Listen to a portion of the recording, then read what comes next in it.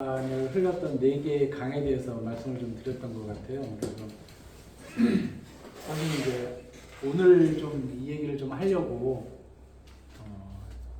그 네 개의 강에 대해서 얘기를 했거든요. 그래서 얘기는 똑같습니다. 지난주에 본문 말씀은 창세기 2장 10절에서 14절의 말씀이거든요.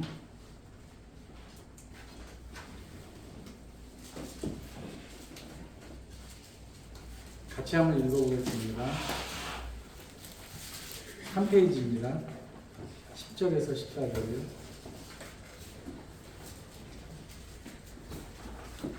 시작. 강이 에덴에서 흘러나와 동산을 적시고 거기서부터 갈라져 네 근원이 되었으니 첫째 이름은 비손이라. 금이 있는 하루가 온 땅을 둘렀으며 그 땅의 금은 순금이요 그곳에는 베들리엄과 호말로도 있으며 둘째 강의 이름은 기온이라. 구스 온 땅을 둘렀고 셋째 강의 이름은 히데겔이라. 아스로 동쪽으로 흘렀으며 넷째 강은 유브라데라. 이 에덴 동산에 있는 어떤 흘렀던 네 강의 어떤 영적인 의미를 살펴보면은 하나님의 경륜을 우리가 좀 살펴볼 수가 있어요. 그래서 이제 사실은 오늘 좀 이 말씀을 좀 드리고 싶었는데 이 말씀을 하게 되면은 그 비손이 어디고 기온이 어디고 그 히데겔이 어딘지 정확하게 알 수가 없었기 때문에 제가 이제 지난번에 그 말씀을 드렸는데요.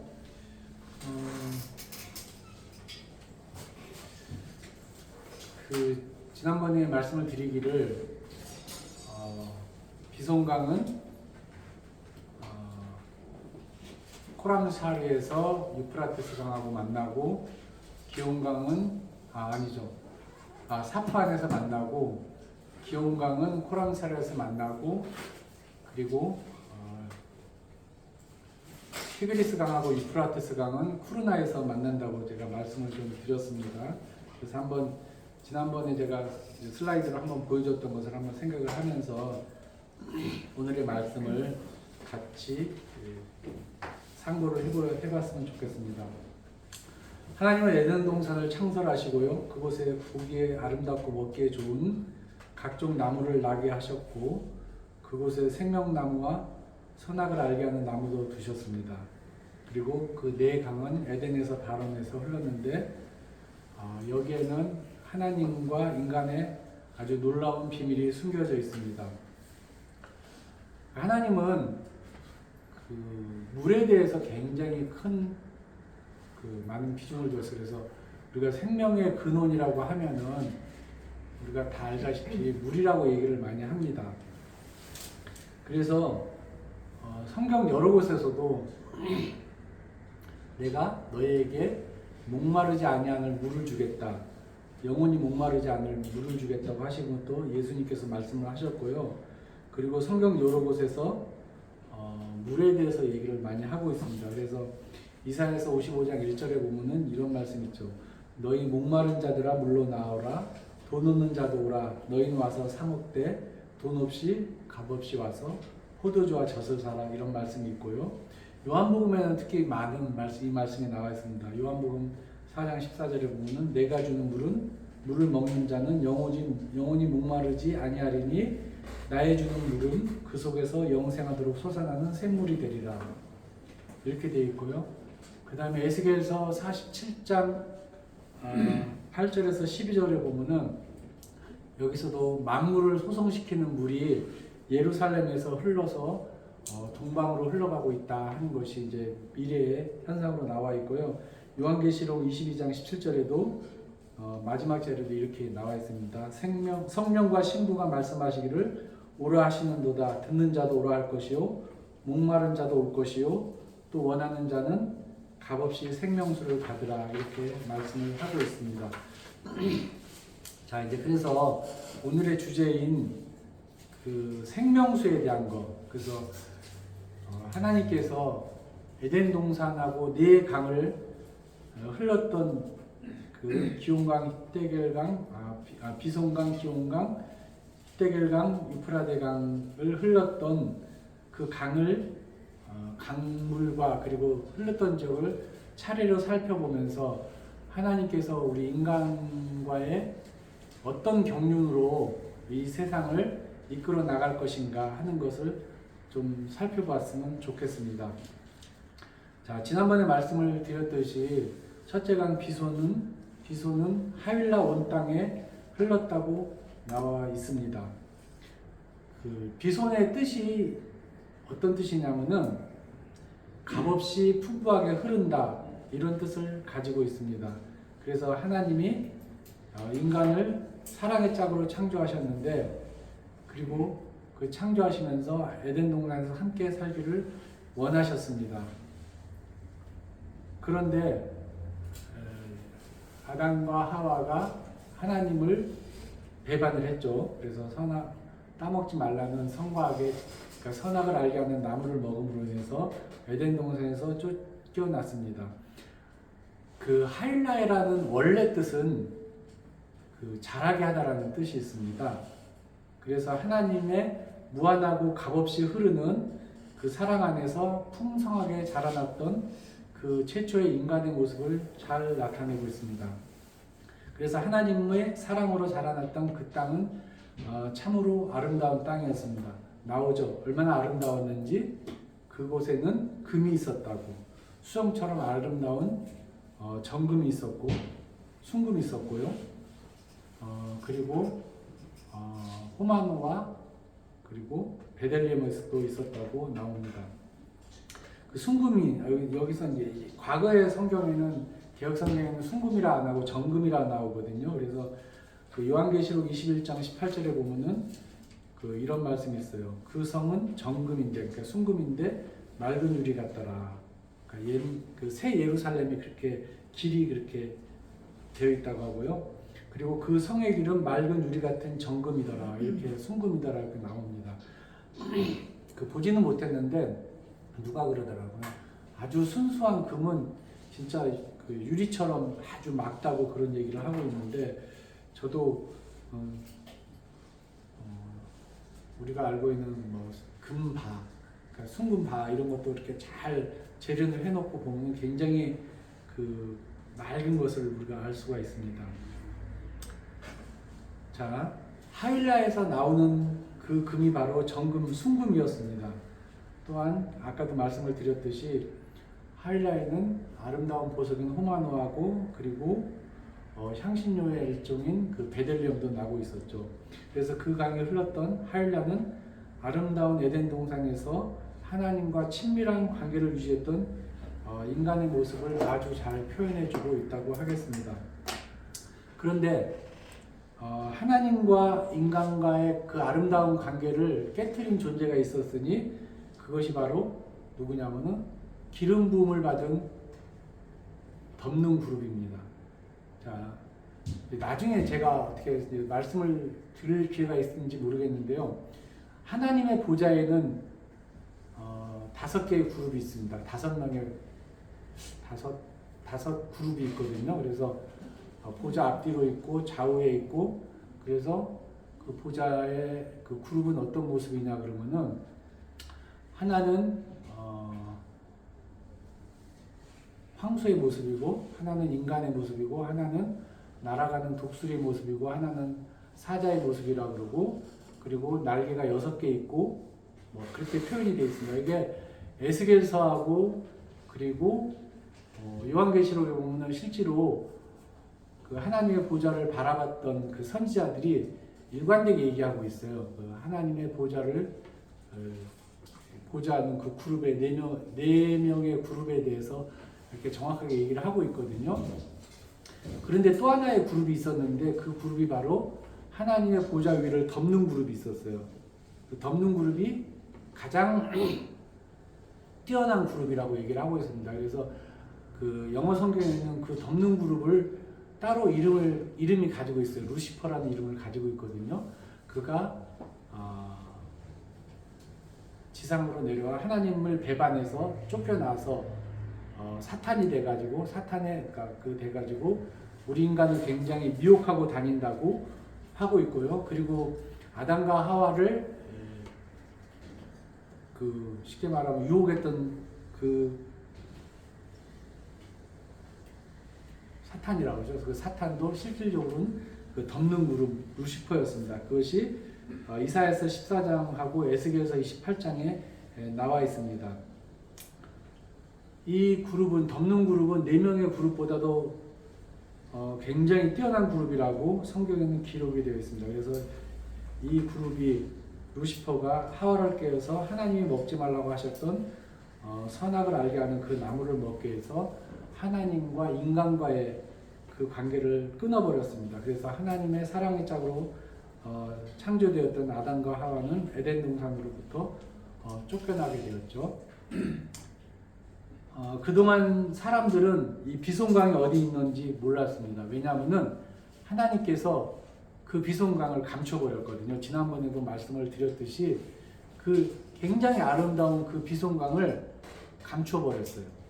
거기에 강을 마르게 하고 그곳에 나우두 사막을 흐르게 하고요.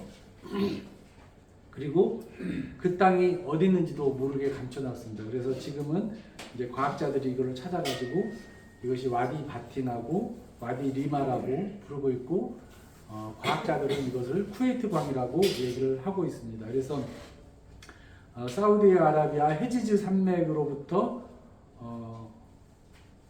나우드 사막까지 흘렀던 쪽을 와디 바틴이라고 그러고요. 이렇게 나우드 사막에서 아니 반대로 해서 와디 리마라고 그러고 그리고 사우디 그 나우드 사막에서 그 쿠웨이트로 흐르는 쪽을 와디 바틴이라고 얘기를 하고 있습니다. 자, 나우드 사막은 사하라 사막 다음으로 이 세상에서 가장 큰 사막입니다. 이 사막은 하나님과의 사랑을 끊어버렸던 루시퍼를 상징합니다. 그래서 하나님의 사랑은 더 이상 값없이 흐르지 못하고요. 하윌라는 더 이상 아름다운 땅이 되지 못했습니다. 그래서 지금의 하윌라의 뜻은 바뀌었어요. 뭐를 바뀌었냐면 모래 땅으로 바뀌었습니다. 그 사람들은 하나의 단어에서 전혀 상관없는 두 개의 뜻이 있다는 것을 좀 의아하게 생각하고 뭔가 좀 잘못됐다고 생각하는데요. 이것은 전혀 이상한 것이 아닙니다. 왜 그러냐면은 우리가 알고 있듯이 바벨탑에 그 바벨이라는 그 단어가 있습니다. 그 바벨의 뜻이 무엇인지 아십니까? 바벨의 뜻이 두 개의 뜻을 가지고 있어요. 하나는 신의 문이라는 뜻을 가지고 있고요. 또 하나는 혼잡케 한다는 혼잡이라는 뜻을 가지고 있어요. 전혀 내용이 다르죠. 상반됐죠. 근데 그 바벨탑에서 이루어진 그 사건을 보게 되면은 왜 바벨의 뜻이 두 개인지 알 수가 있습니다. 사람들은 바벨탑을 세우면서 그것이 하늘로 올라가는 하나님 앞으로 가는 하늘로 올라가는 문이라고 생각을 했어요. 그래서 사람들이 바벨이라는 그때는 아무 없이 썼던 그 뜻이었지만은 나중에 바벨의 뜻을 신의 문이다. 하늘로 올라가는 신의 문이라고 했고요. 그리고 나중에는 인간이 거기로 올라가려고 바벨탑을 쌓음으로 인해서 하나님께서 이것을 진노해서 하셔가지고 이 모든 언어를 혼잡게 하셨단 말이에요. 그래서 그때 그 뒤로는 그 뜻이 혼잡케 하다, 혼잡이라는 뜻으로 바뀌었습니다. 마찬가지예요. 하일라라는 뜻도 처음에는 자라게 하다는 그런 뜻이었는데 나중에 가서는 그 뜻이 모래 땅으로 바뀌었습니다. 사막이라는 뜻이죠. 그래서 하일라도 이렇게 두 가지 뜻을 가지게 됐던 것이죠. 이것이 하나님과 인간과의 그 사랑이 끊어졌다는 것을 의미하고 있습니다. 그래서 그 거친 광야가 되어버린 그 하일라에는 육신을 상징하는 아멜렉 족속이 주인처럼 살았습니다. 그들은 사탄을 상징하는 메마른 나우드 사막으로부터 가끔씩 흘렀던 와디의 물로 근근히 살았고요. 삶이 결코 녹록하지 않았기 때문에 하일라에서부터 술 강야까지 아주 광대한 땅에 퍼져서 살 수밖에 없었습니다. 그리고 그 삶은 매우 고달팠기 때문에 약탈을 일삼았던 그러한 삶을 살 수밖에 없었습니다. 그들이 약탈을 일삼는 그러한 삶을 살았기 때문에요. 과거에 이스라엘 민족이 출애굽을 했을 때 이스라엘의 가장 약간 후비진 곳을 치면서 이스라엘 백성을 굉장히 괴롭혔었죠. 그래서 이것으로 인해서 하나님의 진노를 받았고요. 하나님께서는 이 일을 기억하셔가지고 나중에 이스라엘 나라가 세워졌을 때 사무엘로 하여금 사울로 하여금 그들을 치라고 했죠. 한 명도 남김없이 다 죽이라고 했는데 사울이 그 명령을 어겼습니다. 자, 하일라와 아말렉의 이러한 관계를 만약에 사울이 알았다 그러면은요, 사울이 이렇게 하질 않았을 것입니다. 그래서 이것은 하나님 앞에 굉장히 큰 불순종이에요. 왜냐하면 하나님의 경륜을 위반한 것이거든요. 하나님께서 성경의 여러 곳에 본인이 계획하셨던 그런 일들이 있거든요. 그게 하나님의 경륜인데요. 아무리 훌륭한 선지자나 아무리 훌륭한 사람이라 그래도 그 경륜을 하나님께서 생각했던 그 경륜을 저버리게 된다든지 그것을 어기게 되면요, 하나님께서는 결코 용서를 하지 않습니다. 일례로 예전에 어떤 일이 있었냐면요, 모세가 출애굽에서 이스라엘 백성을 이제 끌고 나왔을 때요, 그때 시내 산 인근에서 무리바 반석에서 백성들이 막 그 물이 없다고 얘기를 하잖아요. 그러니까 무리바에서 반석을 때려요. 너는 반석을 2번 치라 그랬어요. 그래서 2번 딱 쳐갖고 거기서 물이 쫙 나왔거든요. 그래서 백성들이 그 물을 먹고서 소생했는데요. 그 뒤로 광야 40년이 흘렀을 때, 광야 생활 40년을 흘렀을 때 이제 또 가데스까지 가요. 그래서 가데스에서도 백성들이 물이 없다고 막 원망을 하니까요. 그때 하나님께서 너는 반석 앞에 서라 그랬어요. 그래서 반석을 명하여서 물이 나게 해라 그랬어요. 그런데 그때 하나님께서 말씀하실 때는 반석에 명하여 물이 나오게 하라 그랬거든요. 근데 모세가 백성들이 계속 불만을 토로하고 막 힘들게 하니까 갑자기 욱한 성격이 나온 거예요. 모세가 내가 너희에 대해서 언제까지 일을 하겠냐 그러면서 하나님의 말씀에 반해서요, 반석을 때렸어요. 물이 나왔거든요. 하나님께서는 이 일을 굉장히 쉽게 말하면은 굉장히 뭐라고 표현해야 될까요? 그러니까 질책을 하셨어요. 어느 정도로 질책을 하셨냐 그러면은 이 사건으로 인해서 모세가 가나안에 들어가지를 못하고 느고산에 올라가서 죽습니다. 하나님께서 가나안에 들어가는 것을 허락하지 않아요. 우리가 생각할 때 왜? 아니 지난번에 첫 번째는 반석을 때려서 물을 내라 했고 두 번째 모세가 또 반석을 때려서 물을 냈는데 그것이 왜 하나님의 그 진노를 사게 됐는가 하고서 이제 의아하게 생각을 하시는 분들이 있는데요. 이 반석은 무엇을 상징하냐면 예수 그리스도를 상징합니다. 그리고 그 속에서 흘렀던 것은 예수 그리스도께서 우리 가운데 주셨던 그 생명수, 영원히 목마르지 않는 그 생명수를 예표하거든요. 그래서 첫 번째는 반석을 때린 것은 첫 번째는 초림을 상징해요. 그래서 첫 번째 오셨을 때 예수께서 고난 받으시고 그 물로 인해서 우리 가운데 우리를 그 생명수 물로 구원하셨다는 그것을 상징을 하는 것이거든요. 그런데 두 번째는 예수님의 재림을 의미합니다. 그래서 재림 때는 예수님께서는 결코 고난을 받으시면 안 되는 것이에요. 그래서 두 번째 오셨을 때 우리에게 그 물을 주셨을 때는 영원히 목마르지 않을 그런 물을 주시는 것을 상징하시는 건데요. 이것이 하나님의 경륜입니다.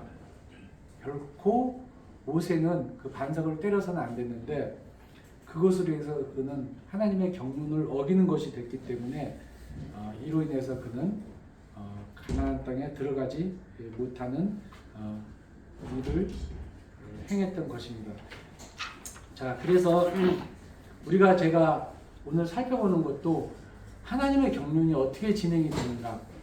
아까도 말했지만 비송강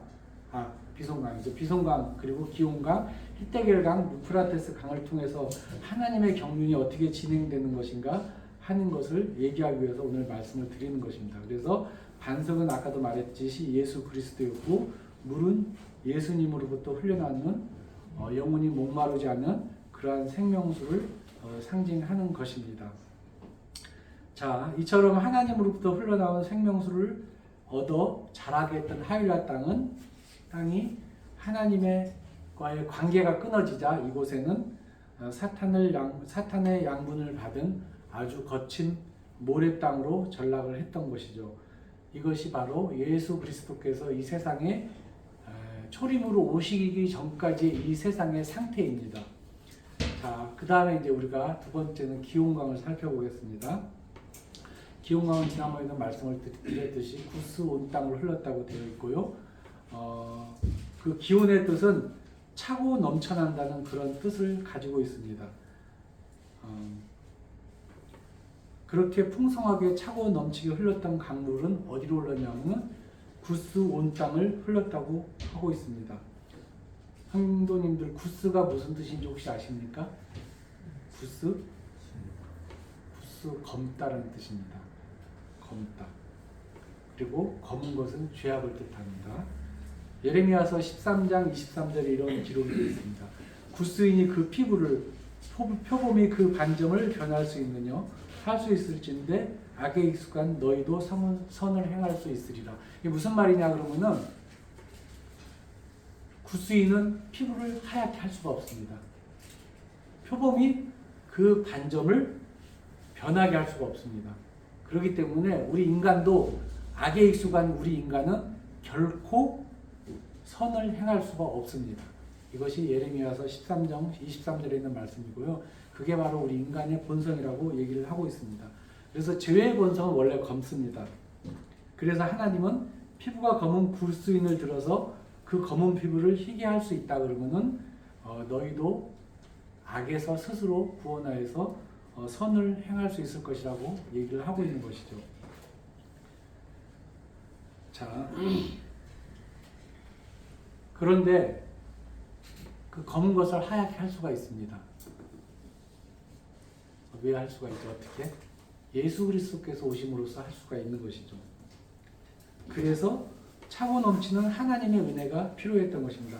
아까 말씀을 드렸듯이 기온강이 차고 넘쳐난다는 그런 뜻인데요. 이것이 바로 이 예수 그리스도께서 생명수의 물로 차고 넘쳐나게 왔을 때 비로소 그 하나님의 은혜가 왔을 때 검은 것이 하얗게 될 수가 있습니다. 이상하죠? 왜 이상하냐 그러면요. 그 땅에서 구스인이 밀려났어요. 지난번에 제가 보여드렸죠. 구스인이 그 땅에 살질 않거든요. 그 땅에서 밀려나갔고 지금은 아프리카 이디오피아 땅으로 내려갔습니다. 그곳에 누가 왔죠? 그곳에 아리아인이 왔습니다. 그 땅에.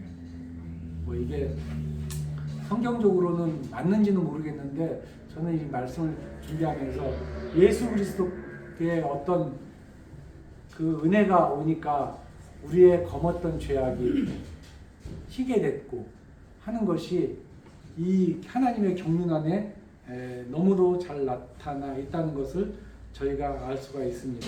알았습니다. 요한복음 1장 14절에 이런 말씀이 있습니다. 말씀이 육신이 되어 우리 가운데 거하심에 우리가 그 영광을 보니 아버지의 독생자의 영광이요 은혜와 진리가 충만하더라. 그래서 우리가 사탄의 꾀임에 빠져서 결국 죄를 질 수밖에 없고 죄인의 모습으로 되었지만은 예수 그리스도께서 오심으로 인해서 그 은혜로 인해서 우리가 구원을 받고요. 다시 우리 가운데 그 차고 넘치는 하나님의 은혜가 지금 우리 이 가운데서도 흘러가서 우리는 주님의 능력으로서 넉넉히 구원받고 살아갈 수 있는 것입니다. 그래서 아까도 말씀을 드렸듯이 예수님께서 말씀하시기를 내가 주는 물을 먹는 자는 영원히 목마르지 아니하리니 나의 주는 물은 그 속에서 영생하도록 솟아나는 샘물이 되리라고 하셨던 것입니다. 자, 그 성경의 말씀에 이런 얘기 있어요. 구스 온 땅에 흘렀다. 기온강이 구스 온 땅에 흘렀다고 얘기를 하고 있는데요. 지금도 지난번에 말씀을 드렸듯이 그 길이가 전체 길이는 한 300km 뿐이 안 되거든요. 그 카룬강의 길이는 한 300km 뿐이 안 되는데 아주 구불구불 흐르게 돼 있어요. 구불구불 흘러가지고 실제로 강의 길이를 다 쭉 펴갖고 재보게 되면 약 한 820km에 이른다고 합니다. 그건 무슨 얘기냐면은 예수님의 은혜는 아주 세밀한 곳, 아주 갈 수 없는 그런 곳까지 우리 가운데 흘러가고 있다는 것을 상징적으로 표현해주고 있다고 하겠습니다. 자, 이제 세 번째 강의 이름은 히데겔 강입니다. 히데겔의 뜻은 신속하게 흐르는 아주 화살처럼 빨리 나는 힘이라고 얘기를 하고 있습니다. 그러니까 힘 있고 능력 있는 강물이라는 뜻입니다. 그런데 그 땅이 아수르 동편으로 흘렀습니다. 아수르의 원래 뜻은, 이것도 뜻이 두 개예요. 원래 뜻은 죽었다, 죽음이라는 뜻입니다. 그런데 지금의 뜻은 평원이라는 뜻을 갖고 있습니다. 평원, 아주 넓은 평원이라는 뜻을 갖고 있는데요. 죽음의 땅 아수르로 흘렀던 아수르로 히데겔강이 흐르자 그 땅은 비로소 소성함을 입었다고 얘기를 하고 있습니다. 그런데 성경에서는 그 땅이 아수르 땅 전체를 흘렀다고 얘기를 하지 않고요. 아수르 동편으로만 흘렀다고 얘기를 하고 있습니다. 그 죽음의 땅에서 혜택을 받은 사람들은 오직 동편에 있는 사람들입니다. 이것은 예수 그리스도의 재림을 나타냅니다. 그러니까 아까도 말씀을 드렸듯이 첫 번째 비송강은 예수 그리스도께서 오시기 전에 이 세상의 상태를 말하는 거고요. 그 다음에 기온강은 예수 그리스도께서 오신 지금 현 상황을 말씀을 하시는 거고요. 그리고 히데겔 강은 예수 그리스도의 재림을 얘기를 합니다. 재림을 뜻하고 있거든요. 그래서 그 예수 그리스도께서 오심으로 인해서 비로소 죽었던 땅이 소성함을 입는데요. 그 소성함을 입었던 그 땅은 오직 동편에 거했던 사람만 그 혜택을 보는 것입니다. 무엇을 뜻할까요? 구원받은 사람만 혜택을 받는다는 거예요. 이거는. 자, 동편이라는 뜻이 어떤 거냐면요. 그 동편이라는 것을 설명하기 전에 한번 고린도전서 15장 51절을 한번 볼게요.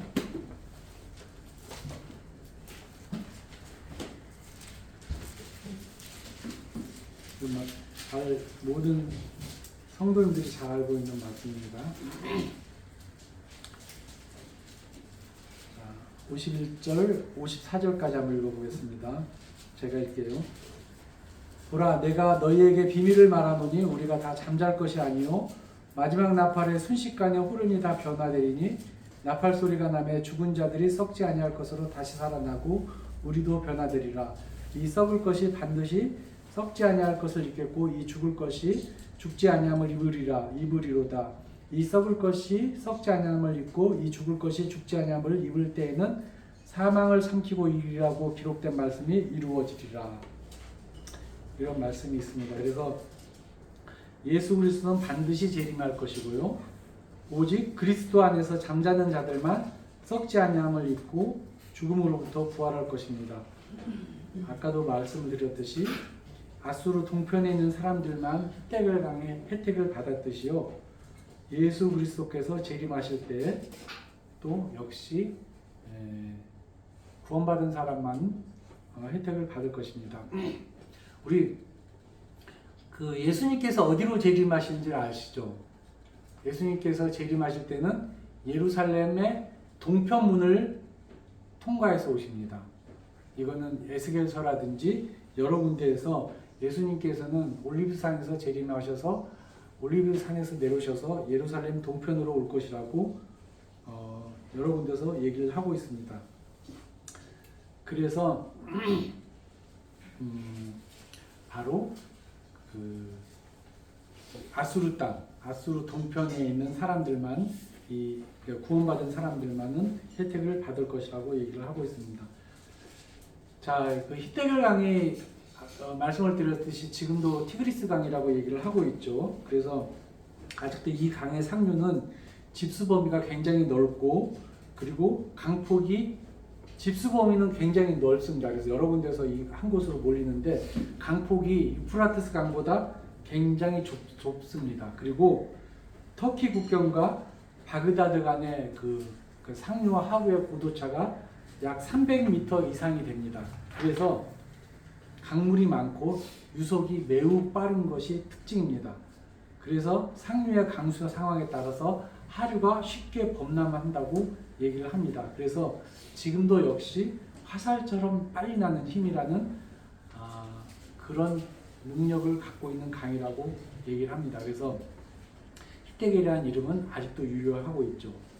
그런데 사람들은 지금의 히데겔이라는 그 강은 이름을 버리고 티그리스 강이라고 부르고 있습니다.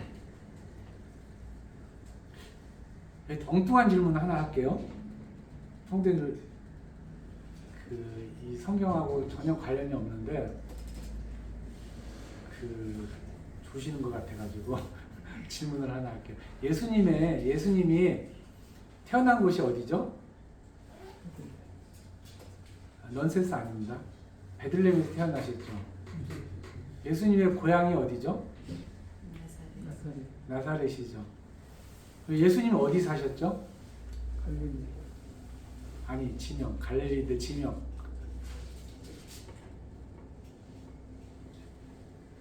이게 사람들이 제가 왜 이 질문을 하냐 그러면은 예수님은 거의 뭐 신처럼 이렇게 생각을 하다 보니까 예수님은 거처가 없다고 이렇게 생각을 하시는 거 있거든요. 예수님이 사셨던 집이 있어요. 한번 찾아볼까요? 마가복음 2장 1절.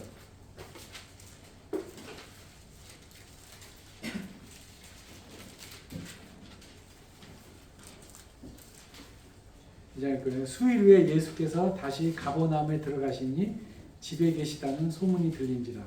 여기 예수님이 사셨던 집이 나오죠. 그리고 마가복음 9장 33절.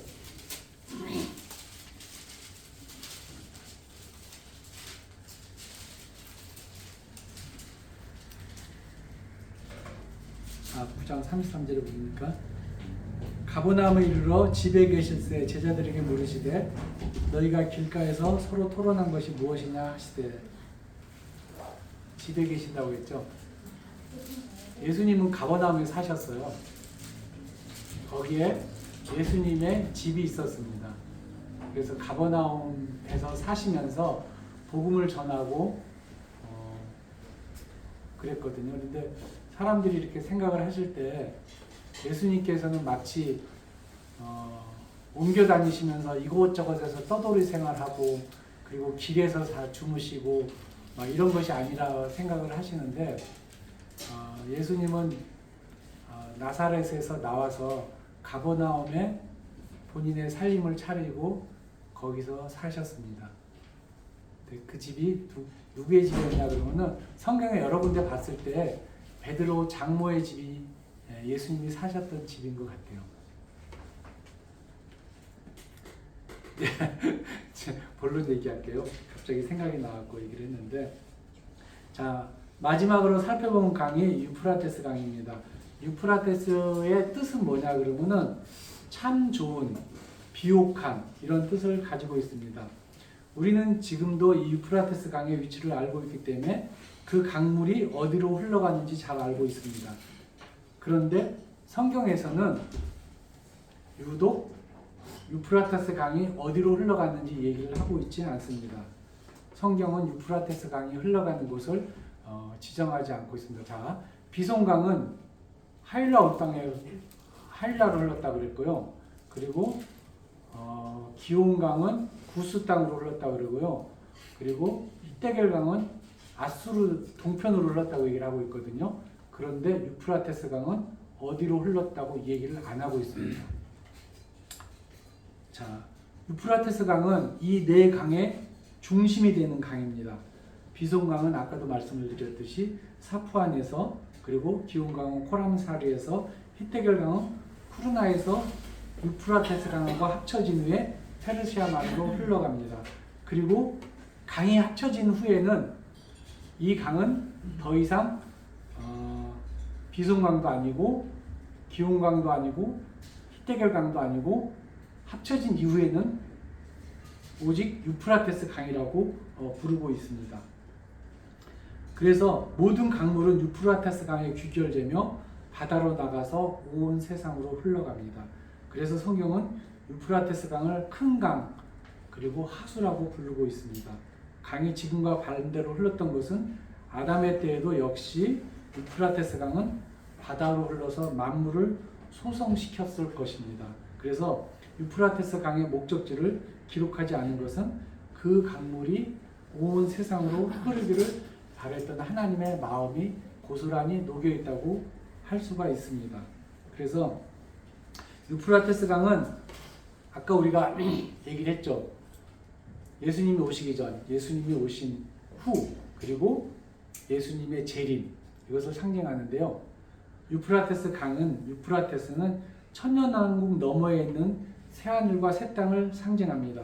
비로소 하나님은 사탄에게 넘겨졌던 세상의 권세를 찾아오실 것이고요. 그리고 만물을 다시 하나님의 권세 아래 두실 것입니다. 인간의 모든 삶과 역사의 귀결은 새하늘과 새 땅에 맞춰져 있습니다. 에덴 동산을 흘렀던 모든 강물이 유프라테스 강에 귀결되는 것처럼 인간의 모든 역사는 새하늘과 새 땅에 맞춰져 있습니다. 요한계시록 21장 1절하고 2절에 보면은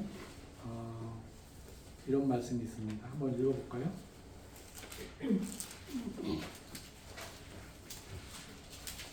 21장 1절하고 2절이요. 또 내가 새하늘과 새 땅을 보니 처음 하늘과 처음 땅이 없어졌고 바다도 다시 있지 않더라. 또 내가 보매 거룩한 성 예루살렘이 하나님께로부터 하늘에서 내려오니 그 준비한 것이 신부가 남편을 위하여 단장한 것 같더라. 그 다음에 22장 1절하고 2절이요. 다시 또 그가 수정같이 맑은 생명수의 강을 내게 보이니 하나님과 및 어린 양의 보좌로부터 나와서 길 가운데로 흐르더라. 강 좌우에 생명나무가 있어 12가지 열매를 맺되 달마다 그 열매를 맺고 그 나무 잎사귀들은 만국을 치료하기 위해 있더라. 이렇게 되어 있습니다. 그래서 하나님의 권능으로 새하늘과 새 땅이 새롭게 창조되었을 때 이처럼 수정같이 맑은 생명수의 강물이 하나님과 어린 양의 보좌로부터 나와서 길 가운데 흐르고요. 그리고 길 좌우에는 생명나무에서 생명나무에서 그 생명수로 인해서요 달마다 새로운 과실이 열리는 그러한 나라가 될 것입니다. 그래서 유프라테스 강이 에덴 동산을 흘렸던 모든 강의 중심이 되는 참 좋은 그러한 생명수가 되었던 것처럼 앞으로의 그 새하늘과 새 땅에도 그런 시대가 될 것입니다. 우리는 그 시대를 바라보고 살아갑니다. 그래서 사탄이 지배하는 하윌라 같은 거친 광야에서 부스인처럼 죄인으로 살았지만요, 예수 그리스도의 보혈로 우리가 눈보다 더 희어졌기에 머지않아 죽음으로 가득 찬 아스루와 그 같은 그러한 세상에서 벗어나 천년왕국으로 갈 것이고, 그리고 그 천년왕국 너머에 있는 새하늘과 새 땅으로 우리가 옮겨질 것입니다. 이것이 바로 믿음의 선진들이 바라봤던 세상이고, 그리고 나그네의 삶을 살았던 우리의 모든 믿음의 선진들이 바랐던 그러한 세상이며, 그리고 우리가 바라보는 그러한 세상이라는 것을 알기를 바랬으면 하는 마음에서 오늘 이 말씀을 준비했습니다. 그냥 말씀 하나 읽고서 마치도록 할게요. 베드로후서 3장 8절이요.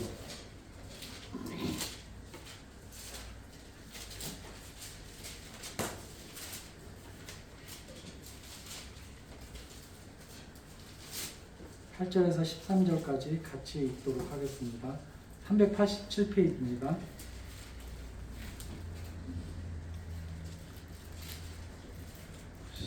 시작. 사랑하는 자들아, 주께는 하루가 천년 같고 천년이 하루 같다는 이 한 가지를 잊지 말라. 주의 약속은 어떤 이들이 더디다고 생각하는 것 같이 더딘 것이 아니라 오직 주께서는 너희를 위하여 오래 참으사 아무도 멸망하지 아니하고 다 회개하게 이르기를 원하시느니라. 그러나 주의 날이 도적같이 오리니 그날에는 하늘이 큰 소리로 떠나가고 물질이 뜨거운 물에 풀어지려고 땅과 그 중에 있는 모든 일이 드러나리로다. 이 모든 것이 이렇게 풀어지리니 너희가 어떠한 사람이 되어야 마땅하냐. 거룩한 행실과 경건함으로 하나님의 날이 임하기를 바라보고 간절히 사모하라. 그날에는 하늘이 불에 타서 풀어지고 물질이 뜨거운 불에 녹아지려니와 우리는 그의 약속대로 의가 있는 곳인 새하늘과 새 땅을 바라보더라. 네, 마치도록 하겠습니다. 기도하겠습니다.